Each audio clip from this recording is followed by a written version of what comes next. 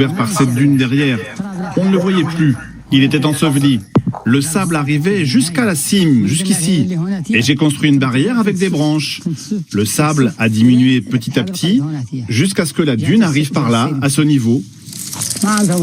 Et ensuite, le ruissellement de la pluie a fini le travail. Si je n'avais pas réagi, il serait mort. Et cette année, il a donné des dates. Une fois de plus, la devise « tout aurait pu être ».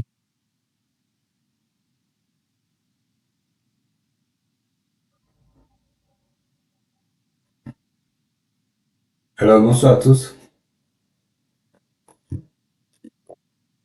Vous m'entendez? Oui, bonsoir Monsieur Eteka, comment vous allez? Très bien, c'est là. Bonsoir, Passo.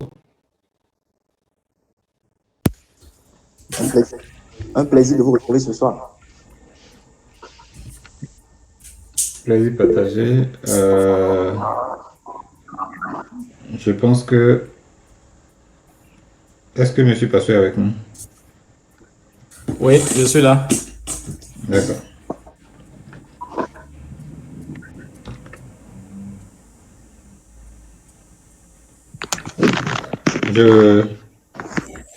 Je propose qu'on attende 5 minutes le temps que les gens nous rejoignent. Et après, Ok. on va présenter le sommet et démarrer. Ok, d'accord.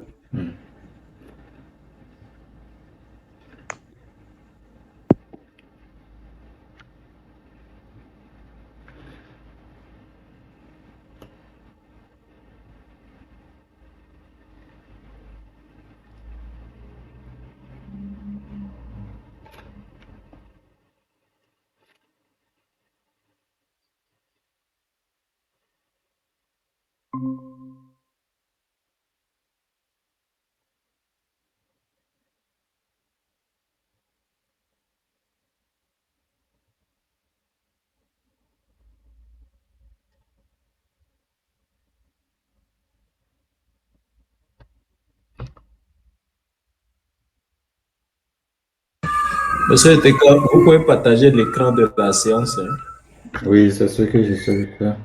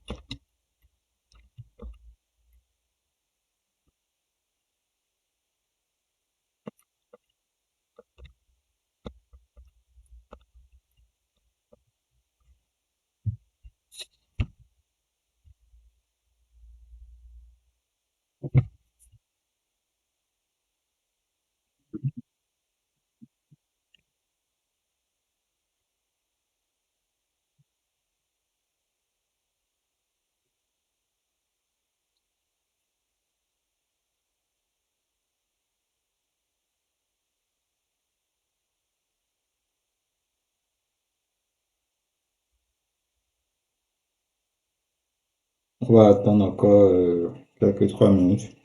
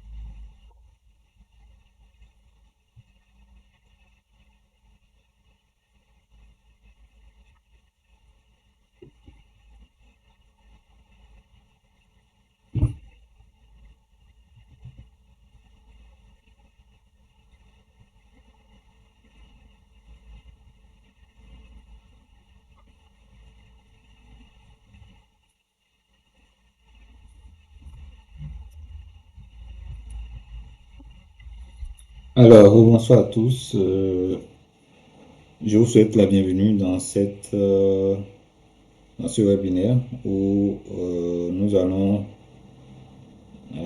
bénéficier d'une présentation qui portera sur l'importance du cahier de charge et comment le rédiger. Alors, pour débattre de ce thème ou pour présenter ce thème, nous avons invité Monsieur Didier Passo-Saka, que vous connaissez déjà, qui est régulièrement présent à ces différentes activités. Et je vais lui laisser la parole. Il va se présenter. Et l'objectif, c'est d'apprendre de lui. L'objectif, c'est d'avoir une notion supplémentaire à la fin de cette séance. Donc, réglementairement, je ne sais pas si on va aller au-delà d'une heure, mais je pense que une heure, c'est raisonnable pour cette présentation, maximum 30 ou 35 minutes de présentation et après on fera un débat et les questions aussi peuvent suivre. Donc, c'est ainsi que je lance le décor en lui renvoyant la parole pour qu'il puisse nous présenter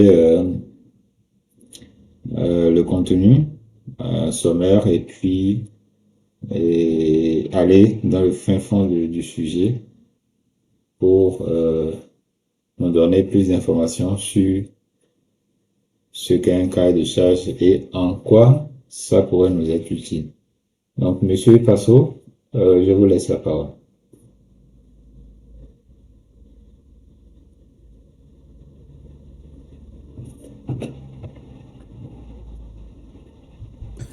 Merci, Monsieur Eteka. Une fois encore, bonsoir à l'assistance. Eh bien, moi, c'est Didier Passo-Saka. Je suis analyste programmeur résident à Nati-Tengu. Et je tiens à remercier tout le monde. Et j'ai été désigné pour pouvoir présenter ce que c'est qu'un cahier de charge, partager un peu ce que je sais de ce cahier et compte tenu de l'expérience aussi, voir un peu et partager un peu ce que je sais. Maintenant, je vais présenter les excuses. Pourquoi? Parce que il y a une forte pluie qui s'est abattue dans ma localité et ça fait que je ne suis pas dans mon bureau habituel. Et ce qui a fait que même ce que je vais présenter, c'est sur Word. Sinon, j'avais apprêté un PowerPoint, mais il s'est fait que il y avait coupure de courant. D'accord? Mais on va faire avec parce que ce qui est important, c'est l'information qu'il faut passer. D'accord? Sur ce encore, il a fallu que je passe un PC. D'accord? Sinon, d'habitude, pour les séances, lorsque les personnes veulent participer, le système prend automatiquement. C'est-à-dire quand les personnes demandent l'autorisation, ils prennent automatiquement. Mais comme c'est un nouveau ordi que j'utilise, donc vous allez m'excuser de temps en temps, je vais pouvoir accepter les personnes. D'accord? Merci beaucoup. Bonsoir à tous. Ok, ce soir, nous allons parler du cahier de charge. Et je crois que la séance passée, il y avait des personnes qui avaient posé des questions de savoir c'est quoi un cahier de charge dans le domaine informatique. Et pour commencer, je vais présenter un document. D'accord? Je vais présenter un document. Permettez que je partage mon écran. Si vous ne m'entendez pas, vous me le dites directement. Hein? OK. Merci. Je partage mon écran. Tout l'écran.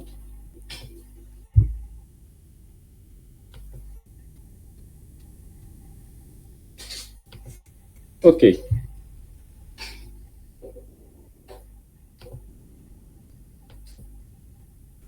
D'accord. Si vous me suivez toujours, avant de commencer la séance, je vais d'abord dire qu'il existe plusieurs types de cahiers de charges. Quand nous entendons cahier de charges, nous ne devons pas juste nous limiter à un seul cahier, mais il y a plusieurs cahiers. Donc, pour ce que vous voyez, je ne sais pas, est-ce que vous voyez à l'écran? Que quelqu'un m'écrive tout au moins, que je sache que vous me suivez. Oui, on va clairement. D'accord. Donc, d'abord, il faut noter qu'il existe plusieurs types de cahiers de charges. Et c'est ça que nous avons. Nous avons un cahier de charge pour un site e-commerce parce qu'il faut reconnaître que les cahiers ne se ressemblent pas du tout. D'accord? C'est vrai. S'il y a des ressemblances, c'est que c'est à des lignes près. D'accord? Nous avons le cahier de charge de création de sites Internet. Monsieur Teka, est-ce qu'il n'y a pas un autre moyen pour permettre de faire participer ceux qui viennent en retard là? Parce que là, ça me gêne un peu. Qu'est-ce qu'il y a lieu de faire? Je ne sais pas, quelqu'un a une idée? Est-ce qu'on peut nommer quelqu'un pour s'en charger, administrateur ou un truc comme ça? Dans ce cas, tu pourrais me... Au fait, Je ne sais pas s'il y a cette possibilité-là. Bon, on va aller avec. Donc, voilà. Et nous avons le cahier des charges, un cahier des charges pour pouvoir réaliser un logo. Nous avons des cahiers des charges pour pouvoir réaliser un site WordPress. Vous avez la possibilité aussi de rédiger un cahier de charges lorsqu'il s'agit d'une charte graphique, pour le référencement d'un site également, pour une application mobile, pour une vidéo promotionnelle, pour un flyer ou un développement logiciel. Bref, il y a assez. Mais ce qu'on rencontre couramment, c'est bien ces éléments que nous avons. Donc, avant d'aller, pour ne pas trop bavarder, je vais expliquer directement c'est quoi le contenu d'un cahier de charge, parce que c'est ce qui est le plus important, le contenu d'un cahier de charge. D'accord? Et nous avons ici une introduction qui permet de présenter le projet informatique, aussi après dire les raisons et les objectifs du projet, le contexte général, la description du projet du moins. Après ça, on pourra définir les besoins et les fonctionnalités attendues, parce qu'il est très clair de pouvoir dire dans le cahier ce qu'il faut faire. D'accord? Donc, la portée du projet, ce qui inclut, ce qui ne l'est pas. Donc, il faut être précis. L'utilisateur, les utilisateurs finaux et leurs besoins. D'accord? On a aussi les exigences fonctionnelles. Là, nous pouvons décrire les détails des fonctionnalités requises, les cas d'utilisation ou séquences d'utilisation. Nous avons aussi à ce niveau les interactions entre les composants du système. Quand je vais finir cette partie, je vais permettre à certaines personnes de poser des questions avant de pouvoir aborder l'autre page qui a été réalisée. D'accord? Donc, nous avons la description détaillée des fonctionnalités requises, cas d'utilisation ou séquence d'utilisation, interaction entre les composants du système, exigences techniques. Nous avons aussi la plateforme matérielle et logicielle requise, standards de développement à respecter.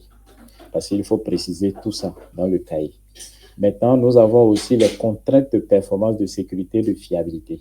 Il faut reconnaître que lorsque vous êtes avec votre client, s'il est en train de vous proposer des choses, c'est qu'il faut être en mesure de pouvoir lui dire quelle est la limite de la sécurité. Parce qu'il faut, dans ce document, mettre toutes ces informations.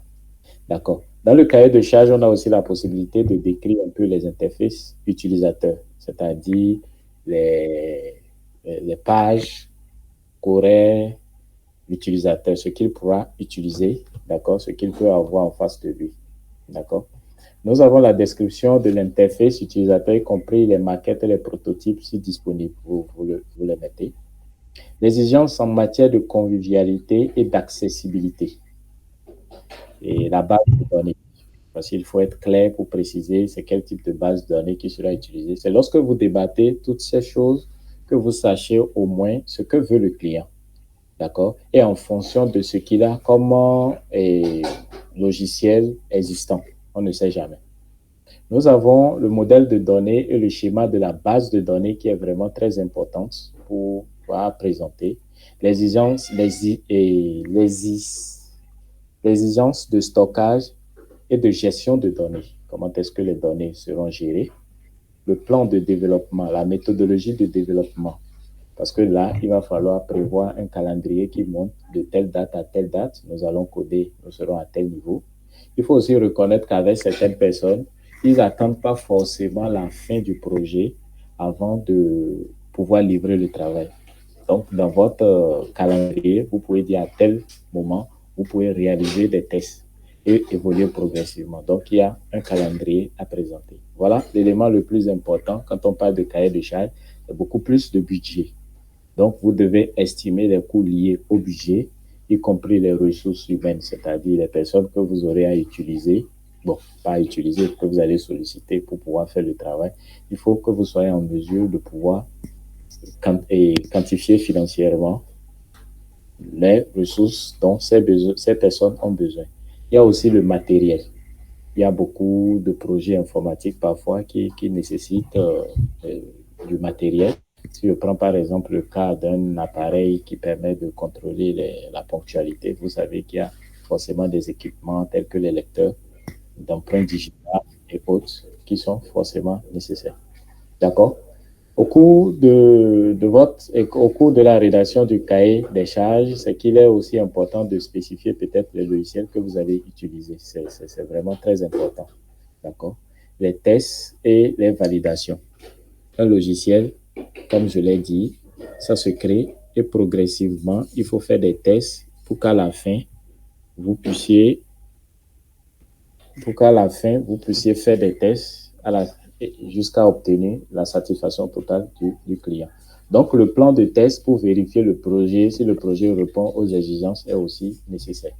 Donc, il y a des critères de réussite qui sont mis en place ou de commun accord, vous pouvez décider et savoir pour qu'à la fin, vous sachiez de quoi il s'agit.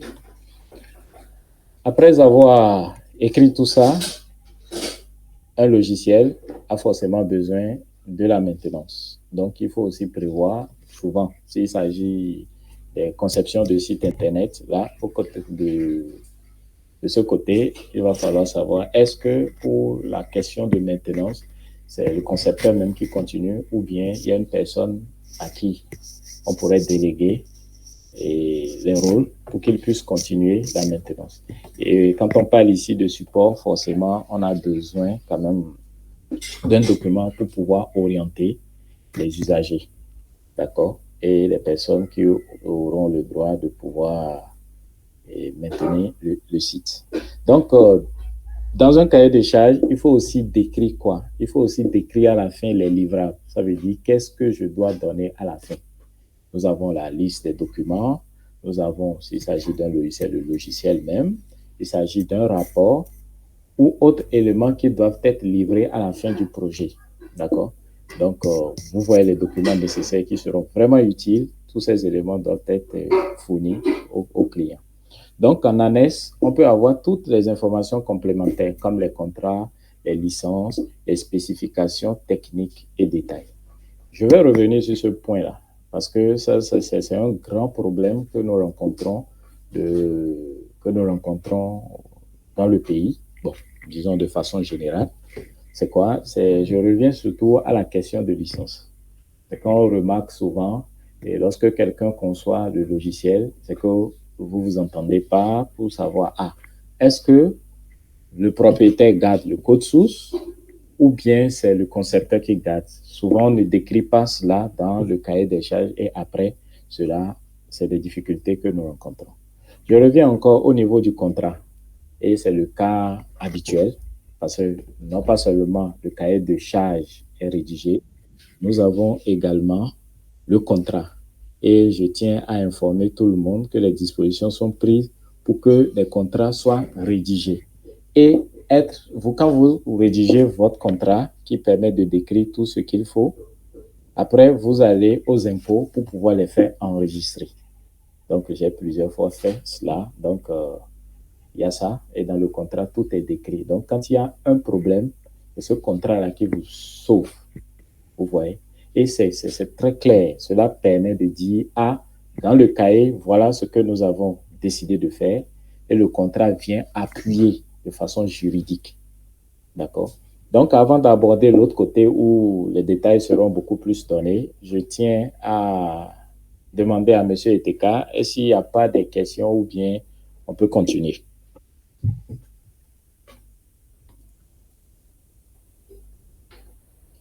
Alors,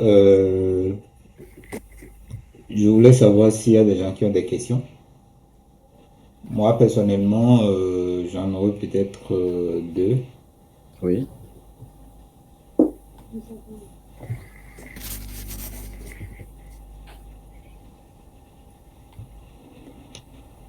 Alors, est-ce que vous avez des questions? Ou je pose mes questions et puis voilà. Bon, je vais aller directement pour mes questions. Oui. Alors, par rapport au cahier de charge, Oui. pour ce que j'ai retenu, c'est un document contractuel entre deux personnes. Oui. Celui qui conçoit la solution et celui qui demande la conception de la solution. Donc, ça peut être une solution, ça peut être également un service. Oui. Alors, à ce sujet, qui a la responsabilité de signer le document et juridiquement, ça engage qui des deux? Pardon, Ça, tu peux reprendre oui, un peu? J'avais pas entendu un instant. oui, je disais que c'est un document juridique, c'est comme si c'est un acte de naissance du service qu'on veut rendre à quelqu'un. Oui. Je dis, premièrement, qui prend la décision de le rédiger et qui en est, qui est-ce que ça protège? C'est-à-dire que qui est le responsable? C'est comme si l'acte de naissance c'est fait par l'État, mais c'est pour l'individu. Qui a la D'accord. responsabilité sur le cahier de charge? Au Donc fait, la responsabilité incombe les deux, c'est-à-dire la personne. Au fait, cela doit porter la signature des deux. Celui qui demande et celui qui doit concevoir le système. Parce que c'est même lui qui fait une proposition, celui qui doit concevoir. Parce que c'est lui qui connaît beaucoup plus les fonctionnalités, les thèmes techniques et tout ce qui va avec pour pouvoir apporter une solution aux demandeurs. c'est celui qui rend le service qui rédige le cahier, c'est ça? Oui, oui, c'est ça. Mais quand il finit de rédiger, ils doivent s'entendre avec celui qui demande. Ils doivent aller forcément pour redéfinir les clauses. C'est ça un peu. C'est que cela revient à eux deux. Comme on a dit, c'est presque comme un contrat. Et un contrat, ce n'est pas quelqu'un qui domine l'autre. C'est que l'autre propose et l'autre doit accepter avant que vous ne puissiez avancer. C'est ça un peu. Ok, bon. Il y a un contexte que je voulais évoquer. Oui. Pour la plupart je dirais pas des marchés publics, mais des offres venant des institutions, des organisations, c'est eux-mêmes qui font tout de A à Z. C'est-à-dire que ils rédigent le cahier. Bon, ça peut-être. Bon, voilà, ça peut être une dénomination qu'ils appellent le TDA. Voilà. La question que je vais dire, quelle est la différence entre le TDR et le cahier de charge? Voilà. Au fait, le TDR, comme le dit, TDR, thème de référence, au fait, c'est un document qui permet de montrer au concepteur ce que le client attend de lui. Bon, je ne sais pas si vous avez compris. Le TDR, ça c'est c'est le client qui rédige ce TDR pour dire à concepteur, voilà ce que j'attends de toi. Et c'est après ça que le concepteur lui fait des propositions. Et ça, on parle d'offres techniques et financières. Je ne sais pas si je me fais comprendre. Autrement dit, on rédige, quand il y a le TDR, est-ce qu'on rédige le cahier de charge? Allô, ouais, j'ai une question, si vous permettez. Oui, c'est Monsieur Patrick, non? Oui, c'est Patrick. D'accord. Allez, je vous écoute. Alors, ok. Bonsoir, Monsieur Didier. Bonsoir tout le monde. J'aimerais juste que vous venez de parler de TDL. Est-ce que vous pouvez quand même nous dire en quoi les étapes à suivre pour réaliser un TDL? Est-ce qu'il n'y a pas... bon, ok, allez-y. D'accord. Pour l'expérience que j'ai, les TDR sont des documents qui sont rédigés par le demandeur, d'accord, c'est-à-dire le client. C'est un document, parfois ça peut aller jusqu'à 5 à 6 pages. Hein. J'explique un peu ce que c'est, ce qu'on peut retrouver dans le TDR. On peut avoir une introduction où le client dit « Ah, aujourd'hui, je décide soutenir assez de promoteurs. Donc, je sollicite votre expertise pour pouvoir peut-être réaliser des logos ou étiquettes. Parce que j'ai dit, ce n'est pas forcément dans le domaine informatique. Donc, il sollicite avoir et il souhaiterait réaliser des logos pour, par exemple, 100 entrepreneurs. Maintenant, dans le TDA, il peut préciser, ah, je souhaiterais que les maquettes soient en PSD, je veux dire Photoshop. Et je souhaiterais que les documents aient telle dimension, s'il s'agit de flyers ou bien s'il s'agit de logos et tout. C'est qu'il donne tout ce qu'il faut. Aussi défini pour dire, ah, j'aurai besoin de votre service pendant telle à telle période. Vous voyez un peu. C'est un peu comme la demande. C'est comme une forme de demande avec des exigences du client. Vous comprenez un peu? C'est ce qui se fait. C'est ça. Il dit ce qu'il veut. Et c'est maintenant le concepteur qui se permet maintenant de pouvoir, compte tenu de la demande, voir quelle est la solution qu'il peut apporter au client. C'est ça un peu. Je ne sais pas si vous avez compris. Oui, monsieur Didier, c'est compris. OK. Merci beaucoup, oui. D'accord. Il y a une Bonsoir. Oui. Oui, César, vous permettez, je vais finir avec ma question qui était en sourdine là.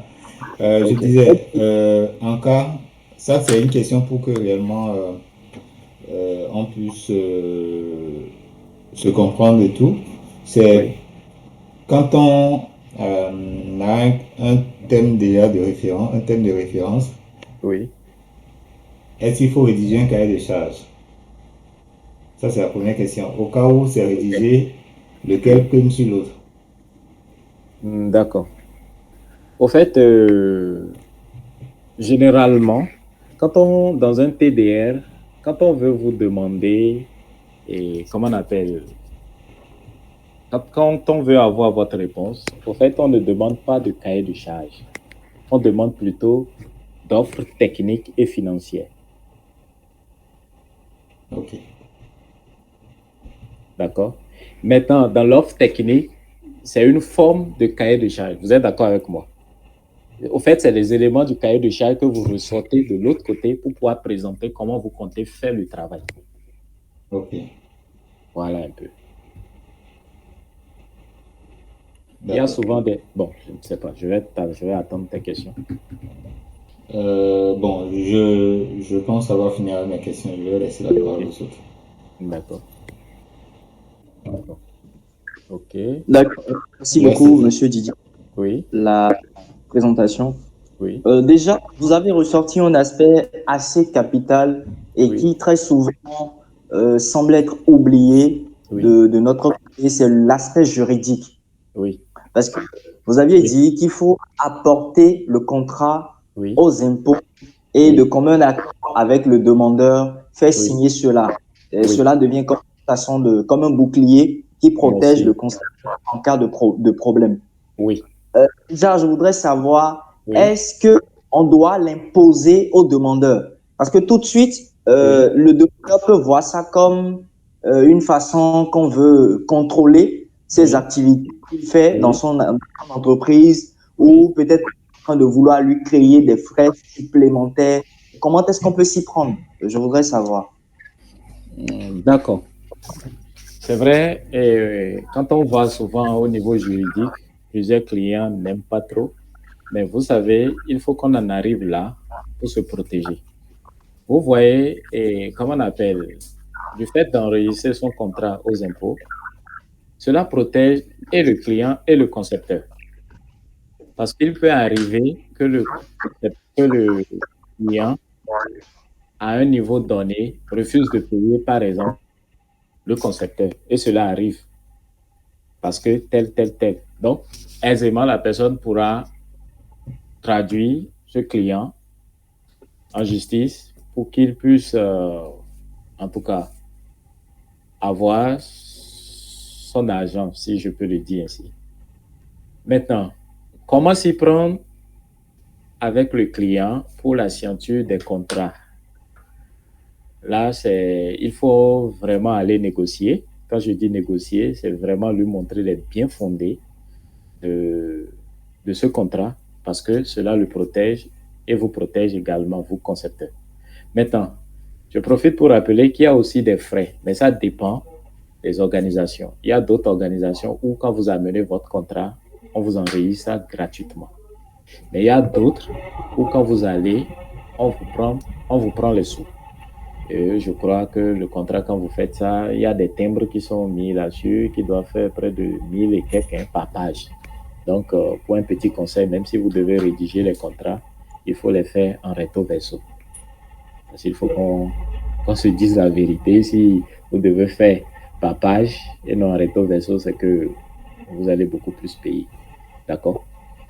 Et pour répondre à votre question, je ne sais pas, je l'ai déjà dit, mais je crois qu'il faut quand même négocier. Il faut quand même négocier avec le client et lui dire, ah, voilà les biens fondés du contrat et les biens fondés en apprêtant le contrat, voilà ce que nous gagnons et cela nous protège tous.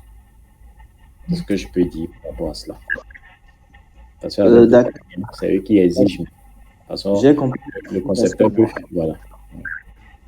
D'accord. Maintenant, il y a un autre aspect que je voudrais souligner. C'est le fait qu'on a des clients, par exemple, qui ne sont pas habitués à cette façon de faire.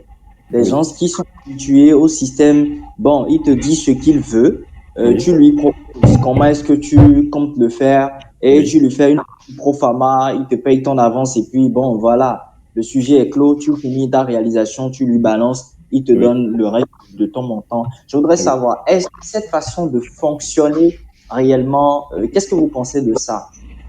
Bon, pour moi, pour ma part et pour ma petite expérience, je pense que ce n'est pas du tout c'est pas du tout bien. Parce que il y a des fois, je vais vous donner des exemples pour que vous compreniez pourquoi ce n'est pas bien.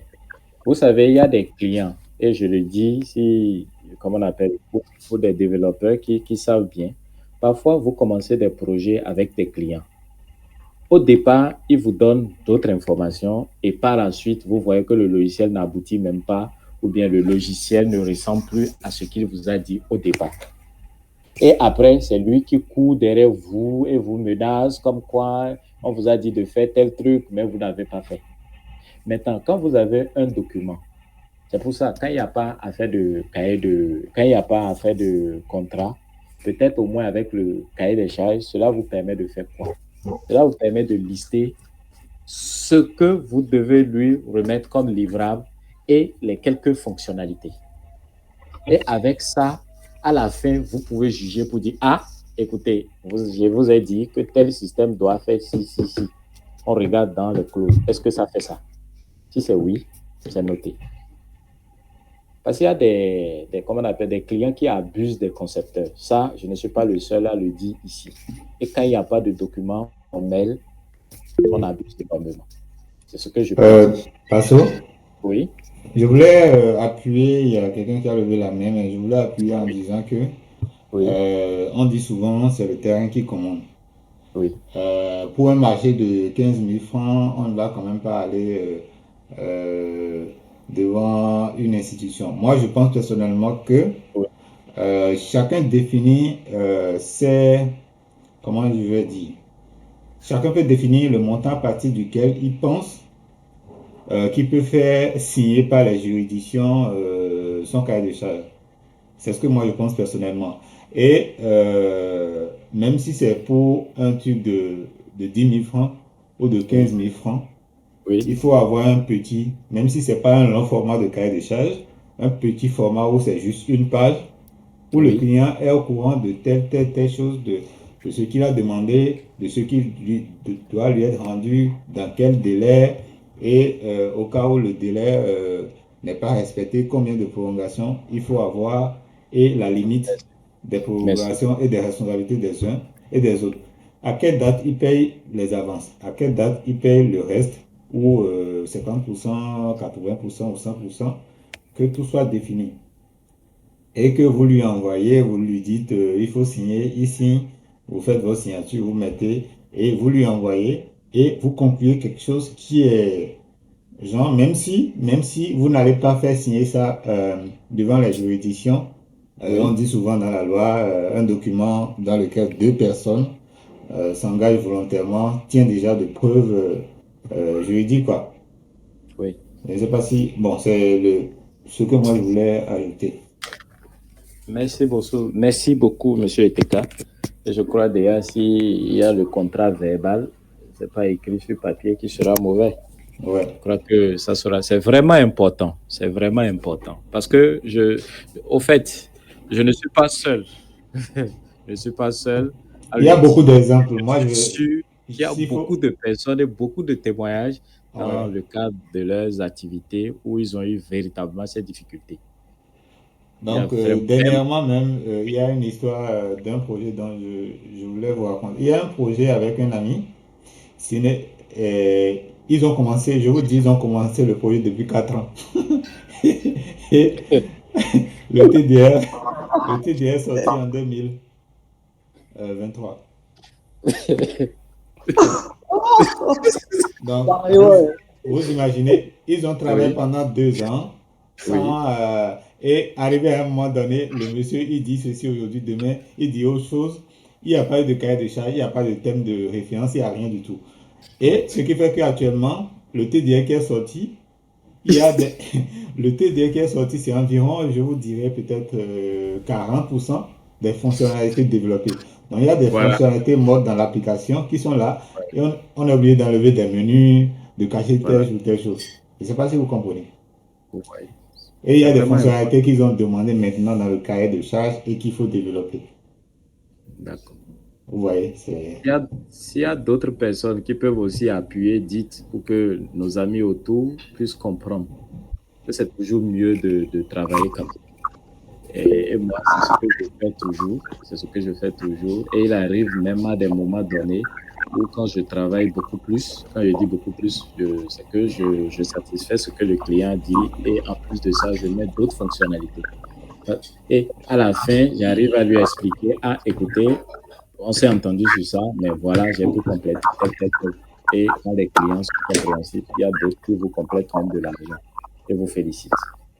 Maintenant, s'il n'y a pas un document, comment est-ce que vous pouvez évaluer pour savoir ce qui devait et ce qu'on devait vous remettre de plus?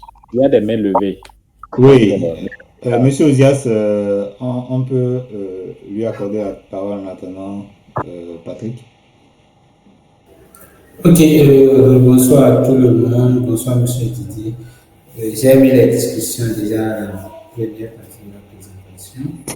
Et moi, ma question déjà, on parle de documents, oui, chaque fois. Mais il y a un concept qui est sorti entre dans le monde du développement, où on parle de développement, on parle de méthode Scrum, on parle de l'agilité. Et bon, je ne suis pas trop agiliste, mais je sais qu'on dit dedans que voilà, il faut être toujours avec le client, il faut écouter le client et on ne sait jamais, il ne sait pas ce qu'il veut, peut-être on rédige un cahier. Et puis, au fur et à mesure du développement, il veut modifier des fonctionnalités ou bien il veut faire telle chose, telle chose. Et parfois, on a des clients qui parlent comme ça, mais qui n'ont pas envie peut-être de revoir leur budget ou bien de revoir un truc. Et ça dit que ça veut dire qu'à tout moment où le client a besoin de, je sais pas, de revoir telle ou telle chose, on doit refaire un nouveau cahier de charge ou bien on doit rajouter des choses. Enfin, ce thème de Scrum et de cahier de charge, ça m'embrouille un peu, quoi. Dans ces cas, comment est-ce qu'on gère, ainsi de suite, voilà. Didier? oui, Oui, tu as une question. tu, Oui, oui, oui. Ouais. Et je comprends bien. Et effectivement, cela se passe. Il arrive des moments où vous évoluez, après le client modifie. Bon, comment s'y prendre? C'est que là, je ne dirais pas qu'il y a une règle générale ou bien une règle en guise de loi, non. C'est que c'est ensemble, vous voyez. C'est ensemble, vous voyez. Mais déjà, dès que le cahier de charge est déjà rédigé, c'est que vous avez déjà le monopole. Vous voyez. Et s'il demande d'autres fonctionnalités, c'est que vous allez dire, même si nous devons modifier, ce n'est pas, quand je dis modifier, ça ne veut pas dire c'est sur l'ancien là qu'on modifie, non. Ça peut être un autre document qui peut venir en annexe, qui demande des compléments d'informations ou de fonctionnalités. Donc, dans ce cas, pour moi, il serait souhaitable de d'échanger avec le client pour lui dire, ah, pas comme ça, on s'est entendu au départ, mais si on devait aller sur cette base, c'est qu'il va falloir que vous complétez quelque chose. Et ce quelque chose, c'est forcément l'argent. Et cela peut vous prendre encore, cela peut encore nécessiter d'autres ressources.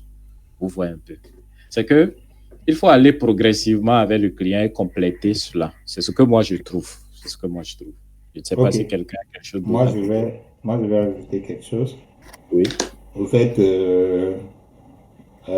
on parle de nouvelles méthodes parce que auparavant ou bien dans le système classique, on trouve rigide de, vous imaginez, Facebook n'est pas venu avec toutes les fonctionnalités qu'on a aujourd'hui.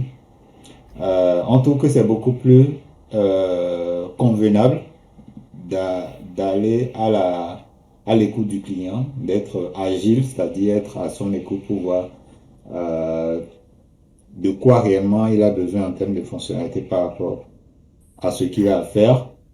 Et bon, dans le domaine du graphisme, je ne sais pas trop, mais c'est beaucoup plus dans le domaine du développement des applications. Oui.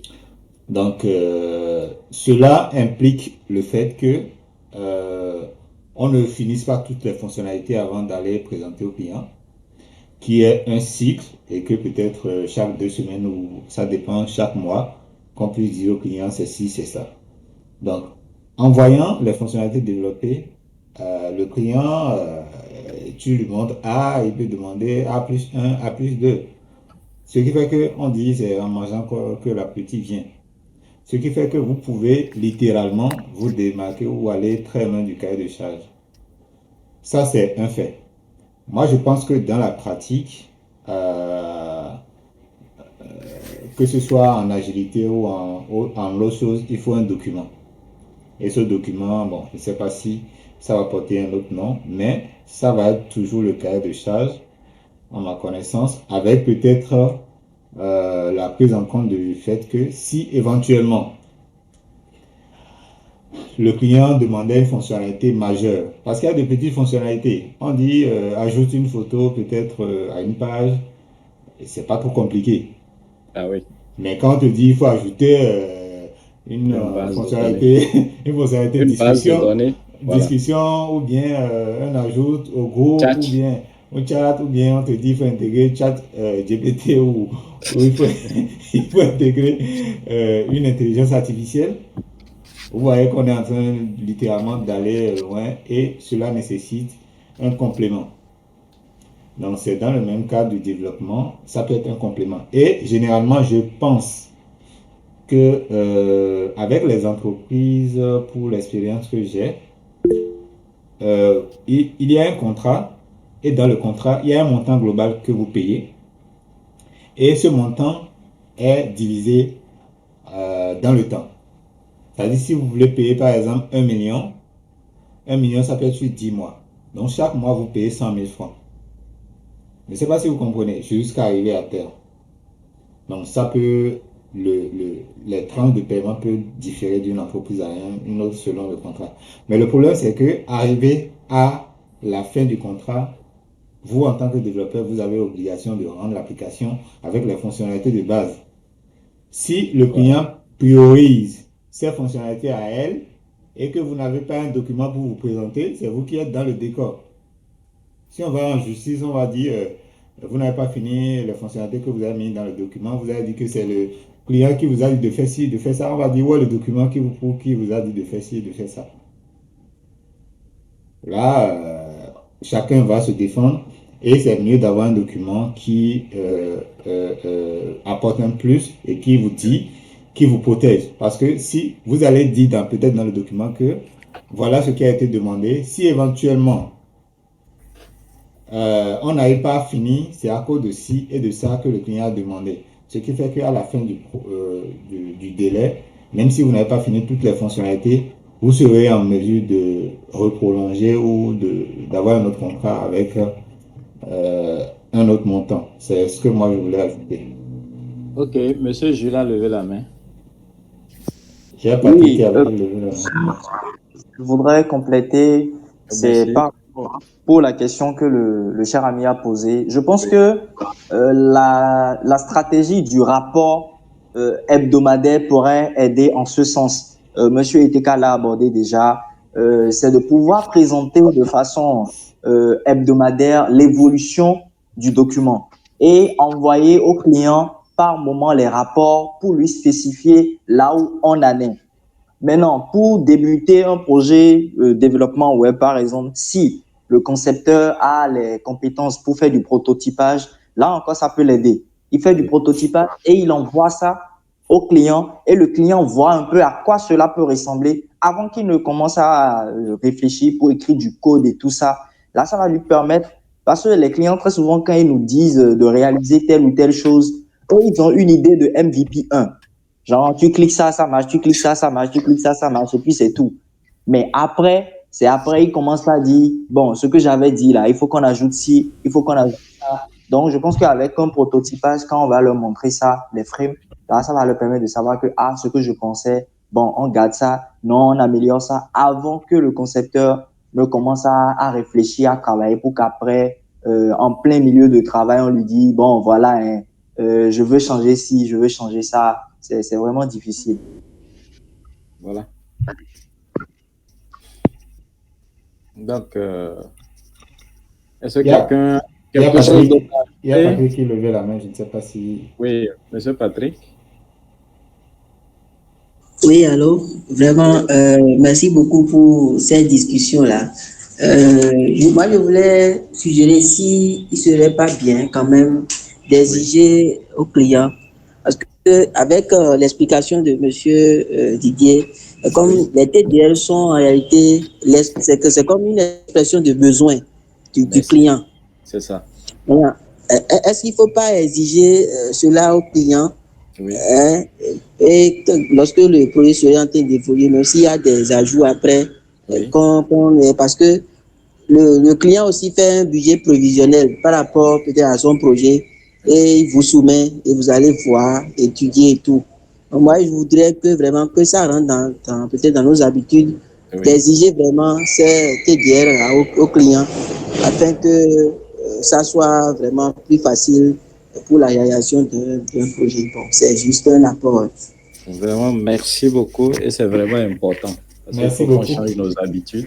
Oui, parce que oui. Je pense que c'est une habitude et il y a certains clients qui ne sont pas habitués à ça. Oui. Et quand tu commences à lui dire ça, il va trouver que tu n'es pas compétent. Je ne sais pas si vous comprenez. Oui. Mais néanmoins, il faut, je pense qu'il faut peut-être les aider. Oui. En ce sens que vous avez déjà comment je vais dire, vous avez les documents dont vous avez besoin. Parce que pour rédiger le cahier de charge, il faut que le client exprime ses besoins. J'ai besoin forcément.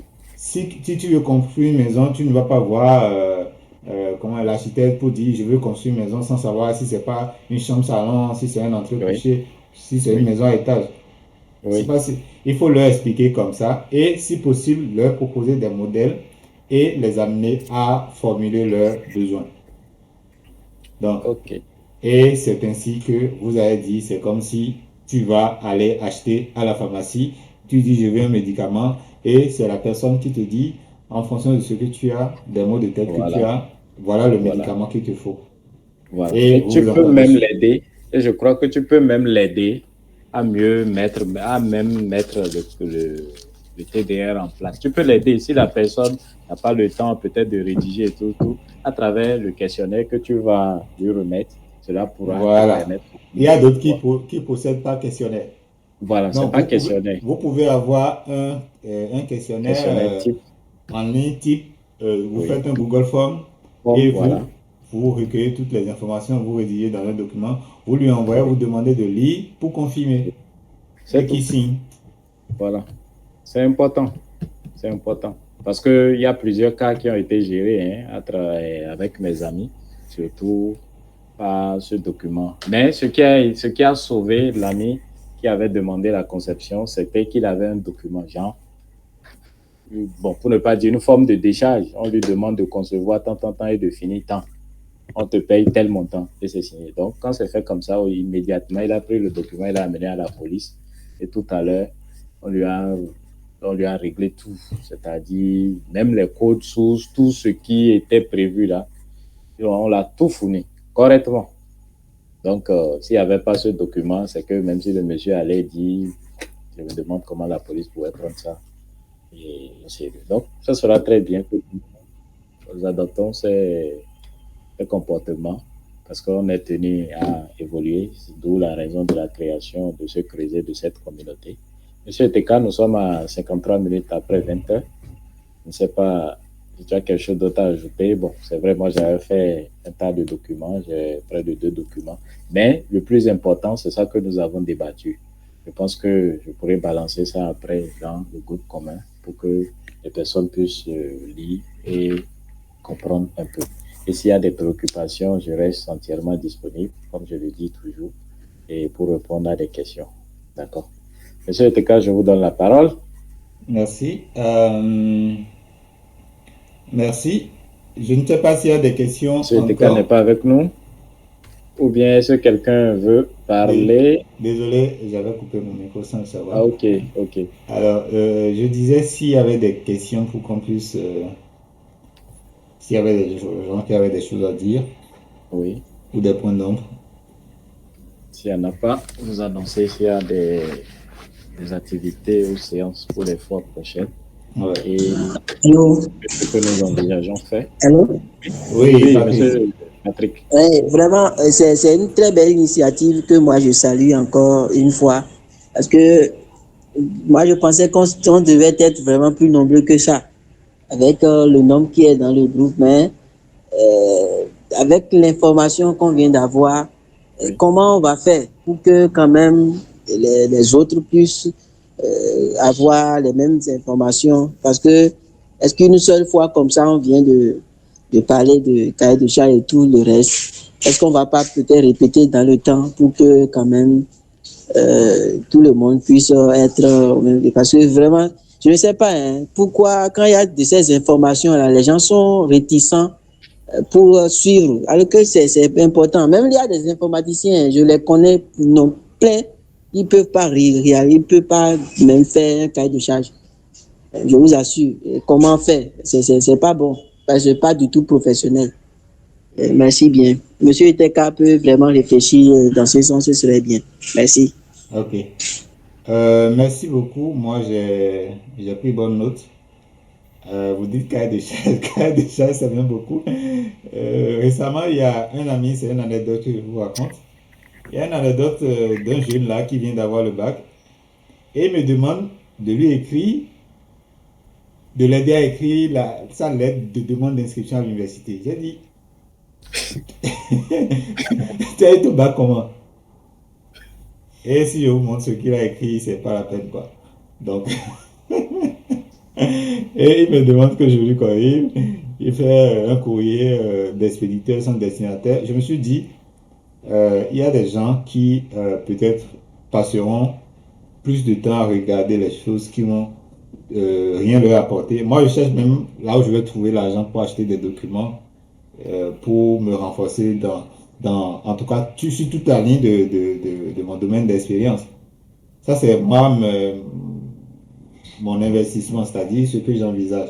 Mais il y a d'autres personnes qui préfèrent peut-être utiliser le temps pour regarder des vidéos de comédie ou pour se promener sur les réseaux sociaux. Dans tous les cas, ceux qui veulent avancer ou ceux qui veulent se perfectionner trouveront leur compte dans le creuset que nous avons créé. Donc, je remercie Patrick pour cela. Et alors, je ne voudrais pas conclure sans remercier tous ceux qui m'ont aidé à ajouter les gens au groupe. Et aussi, il y avait une question qui était en instance là que j'avais recueillie sur le formulaire. Il y a un monsieur qui demandait quelles sont les conséquences si sur un projet qui n'a pas de cahier de charge. Quelles sont les conséquences?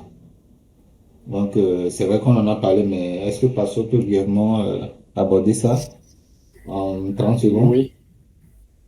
Bon, je crois à travers déjà les exemples donnés, la conséquence c'est quoi? C'est que le concepteur peut vous tourner dos à tout moment. Peut vous tourner dos à tout moment et freiner votre projet. Parce que pour lui, si vous n'avez pas limité la date, et lui va dire qu'il n'a pas fini, puis ça sera non limite. Et l'autre conséquence encore, c'est quoi? Bon, on peut parler de perte de temps. Et qu'est-ce que je vais dire là? Bon, vous pouvez m'aider. Hein. Ok, dans tous les cas, ce qu'on retient, c'est qu'on a plus à gagner Oui. à avoir un cahier de charge. Voilà.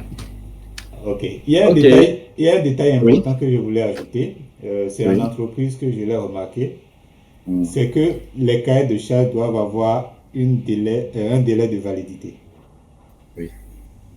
Parce que une application que vous développez peut-être à 1 million aujourd'hui, dans un an, ça peut valoir plus. Ou vous aurez peut-être plus de notoriété que ça.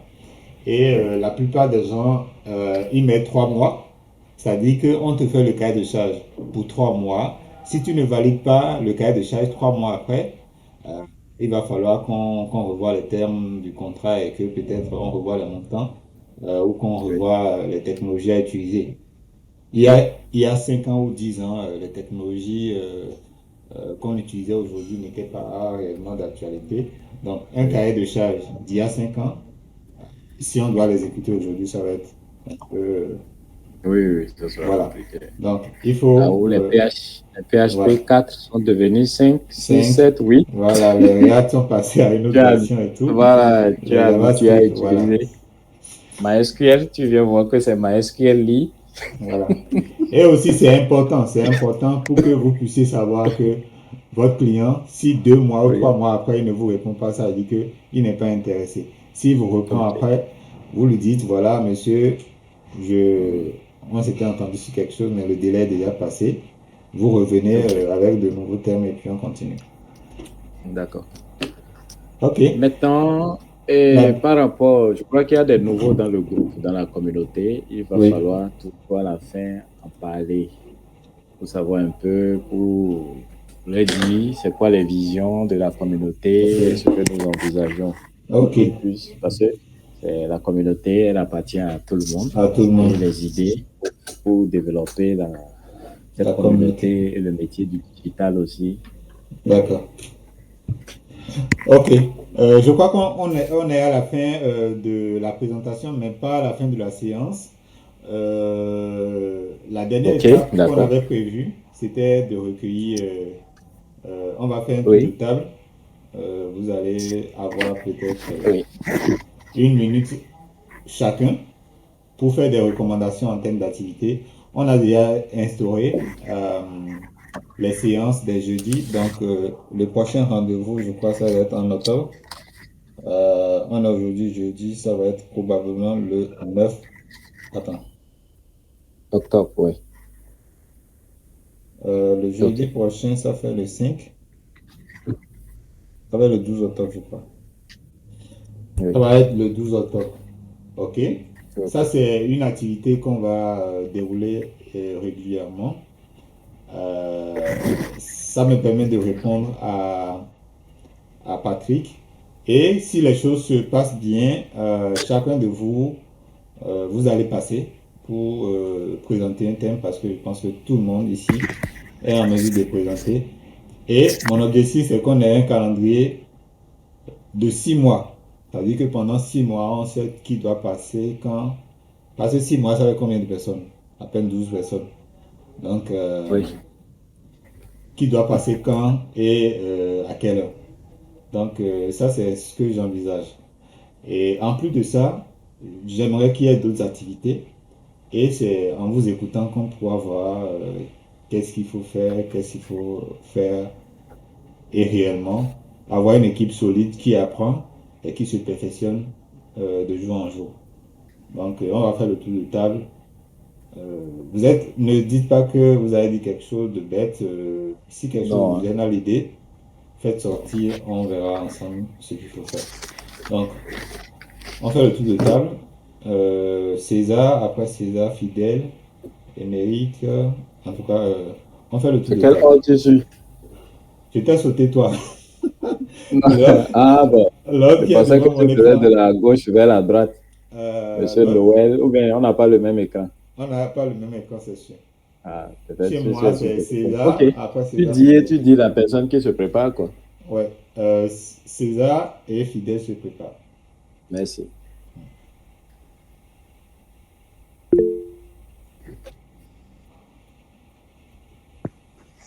Bon, merci beaucoup déjà à tous et sincèrement un très grand merci à Monsieur Eteka pour cette initiative. Je le connais depuis des années, je connais toute sa détermination pour pouvoir mettre en place une communauté, permettre aux jeunes d'être vraiment équipés, d'être vraiment compétents afin de faire face aux challenges et aux défis qui nous attendent. Et moi, je pense que en plus déjà de ce que nous sommes en train de faire, c'est déjà de mettre en place des activités qui vont nous mettre beaucoup plus dans le challenge. Genre, quand je dis challenge, c'est peut-être créer des trucs, mettre des petits projets en place qui vont permettre à ce que, tous autant que nous sommes, on va peut-être travailler sur des technologies données et voir, ça nous permet de savoir qui sont ceux qui sont bons en ci ou en ça. Et ça nous permet de pouvoir déjà commencer par réfléchir aux choses que nous pouvons développer ensemble, aux choses que nous pouvons mettre en place comme des solutions, dans des solutions que nous pouvons développer. Donc moi, je pense beaucoup plus côté challenge par rapport aux technologies et tout. Parce que vous envoyez des cours et tout, il faudrait qu'on puisse réellement sentir que, bon, il y a des gens qui s'intéressent à ça, il y a des gens qui s'appliquent à ça, il y a des gens qui s'en servent. Faut pas que ça soit uniquement des documents, des cours qu'on envoie dans le groupe. Tout le monde dit ouais, c'est bien, merci et tout. Et que en vrai, il n'y ait personne derrière, il n'y ait pas des gens derrière qui s'en servent, qui s'appliquent à ça. Je pense que c'est ce que moi je voudrais souligner, qu'on puisse mettre en place un truc de challenge, des trucs de pratique, voilà, de pratique, d'exercices, de pratique et tout, qui vont nous permettre d'apprendre et de nous perfectionner pour ceux qui sont déjà en train de faire ce dont il serait question. Donc voilà ce que moi je voudrais dire. Ok, merci. Fidèle et Emery se préparent.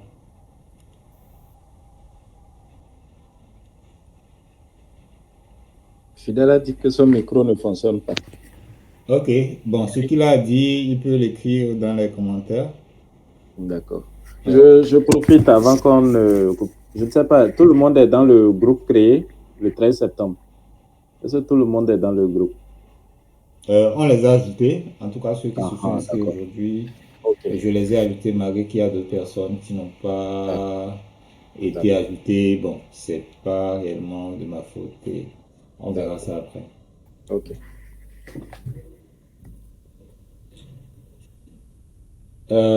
Émeric, en attendant que Oui, Fidèle bonsoir. envoie ses propositions en commentaire. Oui. Bonsoir Émeric. Oui, bonsoir, monsieur. On t'écoute.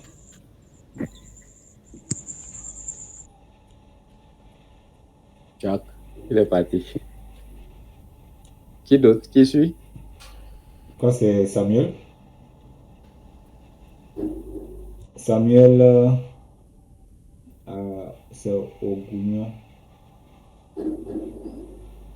Samuel, on vous écoute. François se prépare. François Daniel.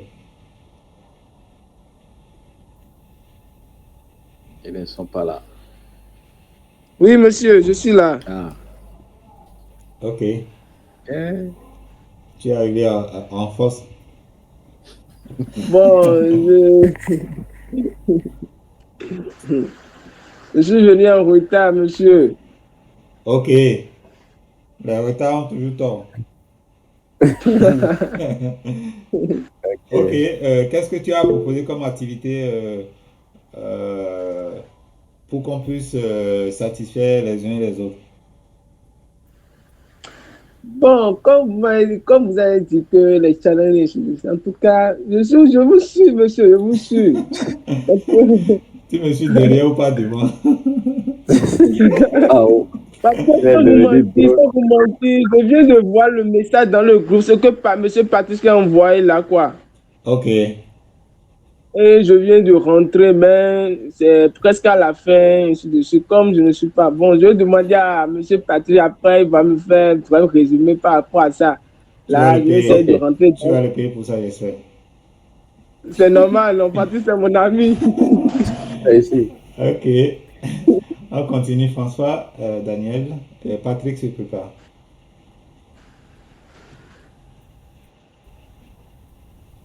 François.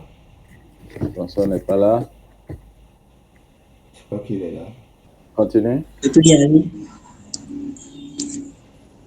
Continue. Je peux y aller. Oui, Patrick, vas-y. Ok, encore une fois, merci à M. Eteka, qui me connaît très bien également.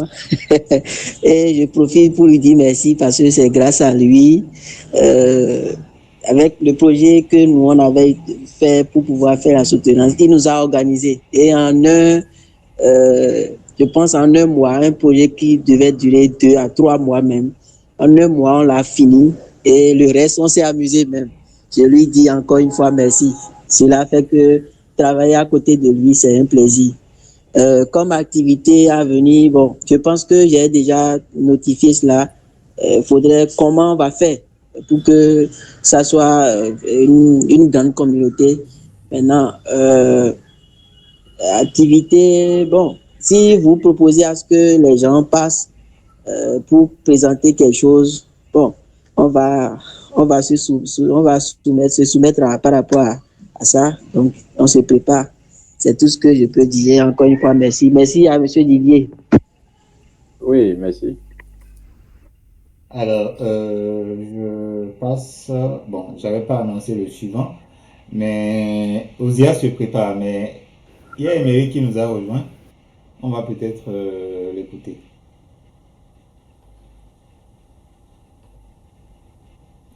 J'espère que cette fois-ci, il ne va pas disparaître. Toi, quand tu appelles les gens, ils disparaissent. Amérique.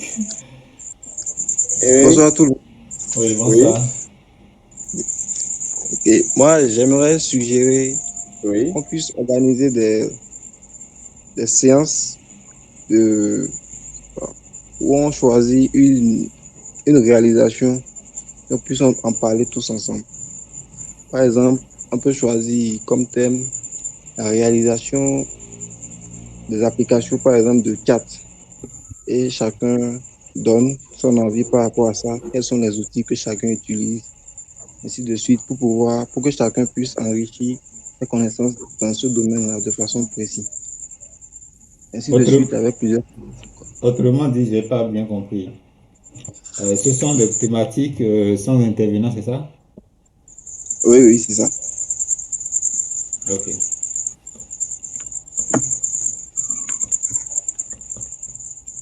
Vous avez fini? Oui, j'ai fini.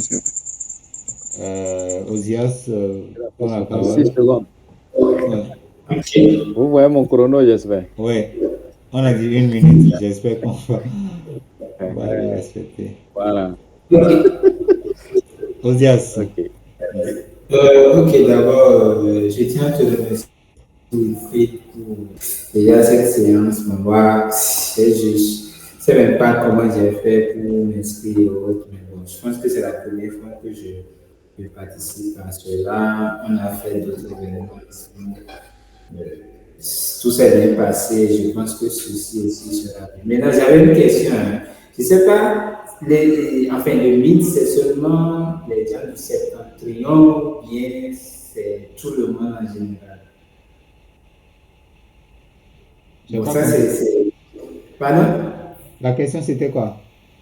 En fait, c'est de savoir si c'est pour seulement les gens du septentrion ou bien c'est de façon générale. C'est de façon générale. Normalement, on a des gens, on a deux personnes, j'ai deux personnes du Sénégal qui se sont inscrites. Il y a deux personnes du Niger, une personne de la Côte d'Ivoire. Normalement, on est ouvert à tout le monde. On n'a pas de restrictions. Si tu avais participé aux anciennes séances, c'est pour tout le Bénin.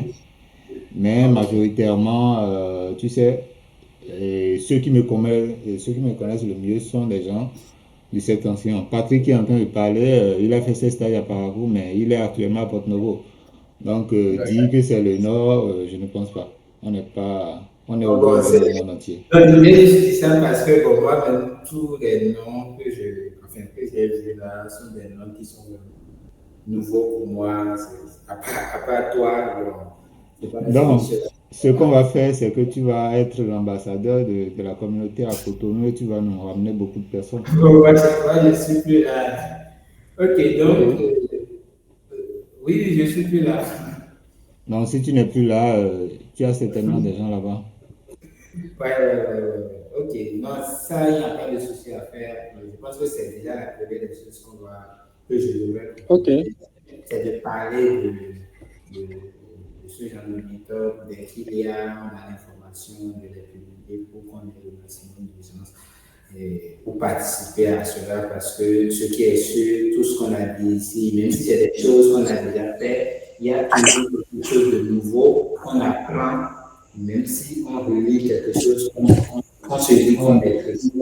Ouais. Tu m'excuses, Osias. Il va falloir qu'on aille vite.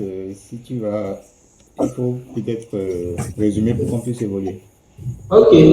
Donc, ce que je propose déjà, c'est de passer, comme tu l'as dit, présenter surtout les nouvelles technologies qui existent, telles à l'intelligence artificielle. C'est ce que je peux proposer. Merci. D'accord. Il y a Ronald qui doit passer. Ronald, Anicette et puis Essai. C'est les trois personnes qui restent.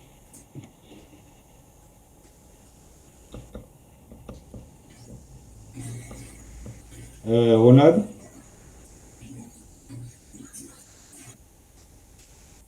Apparemment, il n'est pas là. Anicette, vous pouvez parler? Apparemment, il n'y a pas de femme aujourd'hui. Bon, je peux parler?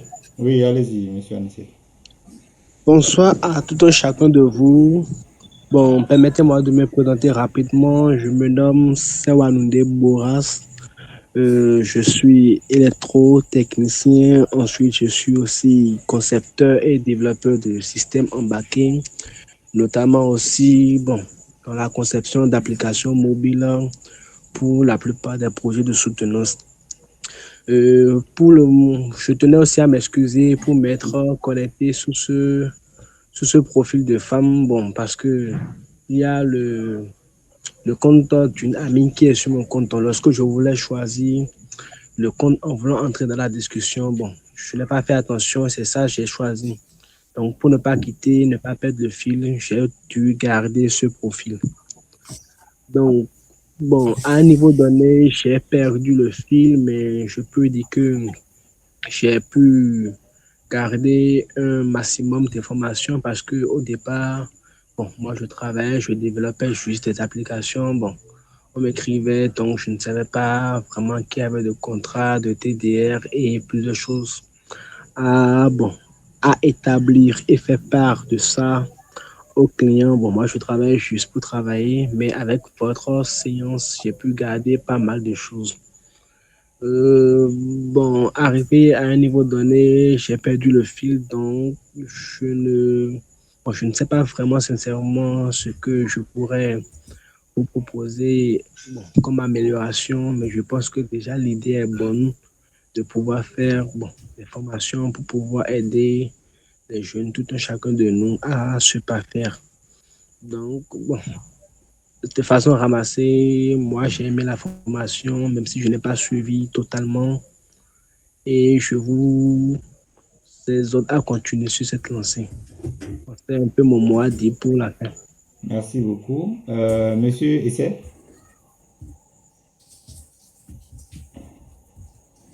C'est Chayon. Je suis Esaïe.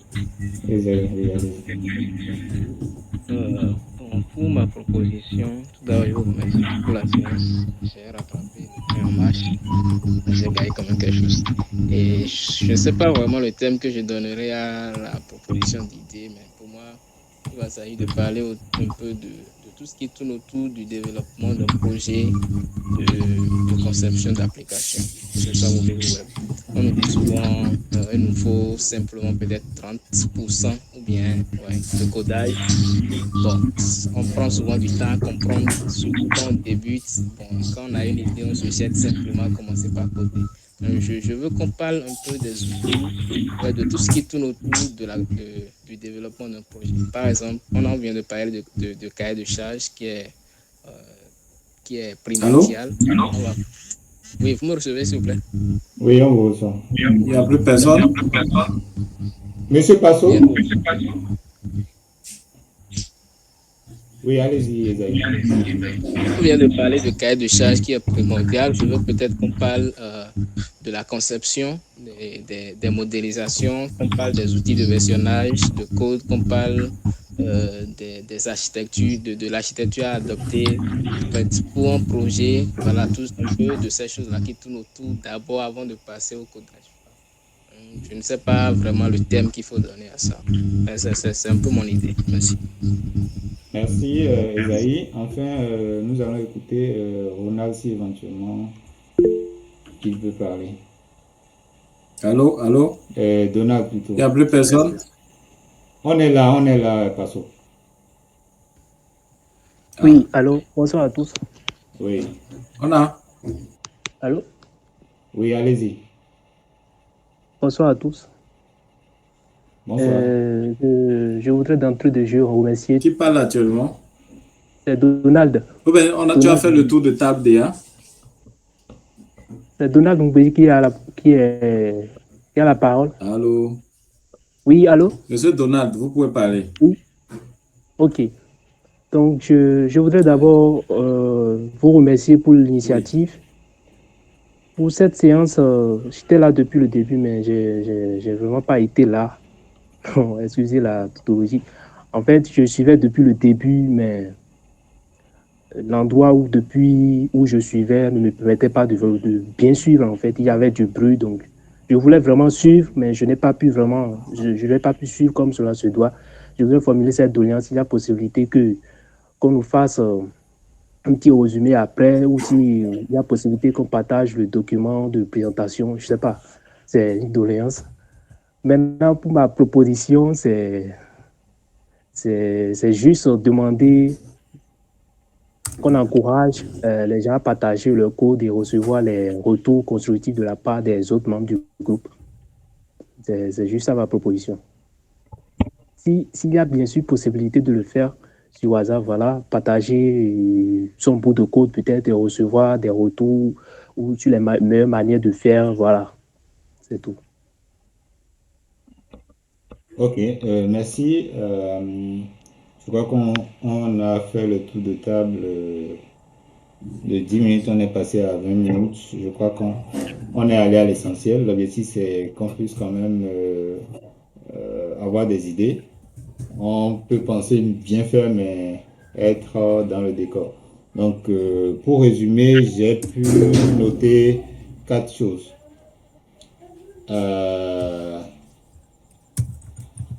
J'ai pu noter 4 choses. Premièrement, quelqu'un a parlé des challenges. Il faut mettre en place des challenges. Deuxièmement, quelqu'un dernièrement parlait de partage de code et de bonnes pratiques. Quelqu'un a aussi suggéré qu'il y ait des thématiques sur les nouvelles technologies ou les nouvelles avancées Et quelqu'un a proposé des thématiques, des séances avec des thématiques globales, c'est-à-dire ou des séances tant thématiques où on donne le domaine, par exemple, le chatbot et chacun dit comment il le fait et les technologies qu'il utilise. Donc, je crois qu'en résumé, c'est les 4 propositions que j'ai retenues. Et voilà, il y a Passo qui a demandé qu'on fasse la liste de présence. On n'y avait pas pensé, mais ce serait bien que vous mettez votre nom, prénom, profession, email et votre ville ou votre commune. Donc, la charité bien ordonnée, je mets mon email. Donc, remplissez au fur et à mesure pour qu'on puisse gagner du temps.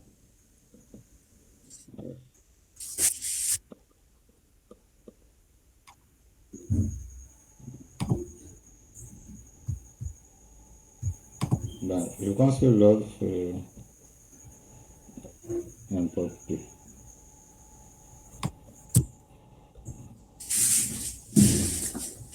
Donc, on va recueillir la liste de ceux qui sont restés jusqu'à la fin. Je ne sais pas si on fera un rapport, mais on va essayer de rédiger quelque chose pour juste intégrer les 4 points. Donc, ceux qui ont manqué la séance, ça va peut-être les inciter à avoir une idée globale et à participer désormais. Passo, je crois qu'on est à la fin, hein, je peux clôturer. Bon, je pense que Passo n'est pas avec nous. Je vous remercie d'avoir été là. Je vais voir si je vais faire une capture d'écran finale.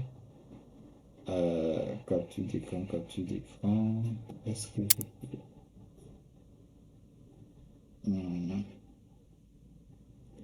Merci d'avoir été là. Ce fut un plaisir d'avoir échangé avec vous. On se donne rendez-vous pour le 12. On se donne rendez-vous pour le 12 octobre prochain. Portez-vous bien. Dans le groupe, on continue les échanges. Bonne soirée à tous. Vous pouvez ouvrir vos micros. On se dit au revoir. Merci, je vous souhaite aussi une bonne et agréable soirée. Merci beaucoup. Merci, bonne soirée. Merci, bonne soirée. Bonne soirée Samuel, bonne soirée Émeric, Anicette, Esaïe, Passo. À la prochaine. Merci beaucoup.